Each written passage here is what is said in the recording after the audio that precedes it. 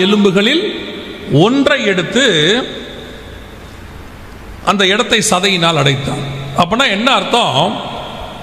எத்தனை விலா எலும்பு இருந்தாலும் எல்லாமே ஆதாமுடைய ஃபியூச்சர் கிடையாது, ஆதாமுடையதான ஏவாள் கிடையாது, ஆதாமுக்கான பார்ட்னர் கிடையாது, ஆதாமுக்கான ஹெல்ப்பர் கிடையாது.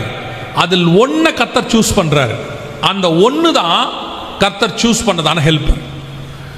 உங்களுக்கு ஆண்டவர் சொல்ற மிக முக்கியமான ஒரு விஷயம், இன்னைக்கு சபைகளிலே கடைசி காலத்தில் இந்த சூஸ் பண்றதுல நாம என்ன நினைச்சுக்கிட்டு இருக்கிறோம்னா, எல்லாருமே ஸ்பிரிச்சுவல். நான் வெளிப்படையா சொல்றேன், ஒரு பையனுக்கு பொண்ணை பார்க்குறாங்க, இல்லை பொண்ணுக்கு பையனை பார்க்குறாங்கன்னு வச்சுக்கோங்களேன். நம்ம பார்க்குற கிரைட்டீரியா என்ன அப்படின்னு கேட்டிங்கன்னா, பையன் ரட்சிக்கப்பட்டிருக்கானா, பொண்ணு ரட்சிக்கப்பட்டிருக்கா, பையன் சர்ச்சுக்கு போகிறானா, பொண்ணு சர்ச்சுக்கு போதா, ஞானஸ்தானம் எடுத்துருக்கானா, அபிஷேகம் பெற்றிருக்காங்களா, எல்லாம் பார்த்துட்றாங்க. பார்த்துட்டாங்கன்னா காட்ஸ் வில். இது எப்படி தேவ சித்தம்னு சொல்கிறீங்க?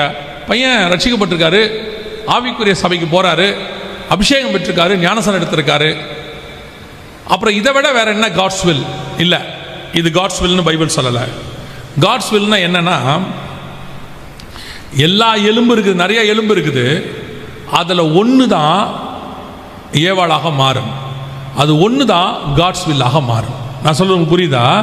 அதே மாதிரி தான் உங்களுக்கு சாய்ஸஸ் நிறைய இருக்கு. எல்லாமே ஸ்பிரிச்சுவல், எல்லாமே ஸ்பிரிச்சுவல், ஆனால் எல்லாமே தேவசித்தம் இல்லை.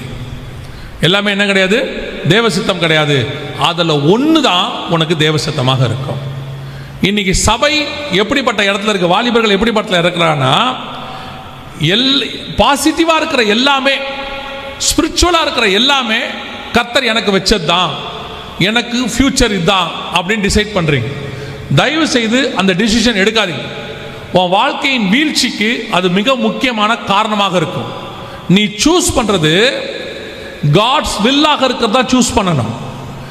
எல்லாமே ஸ்பிரிச்சுவல்னா அத்தனையும் காட்ஸ் வில் அப்படின்னு அர்த்தம் இல்லை.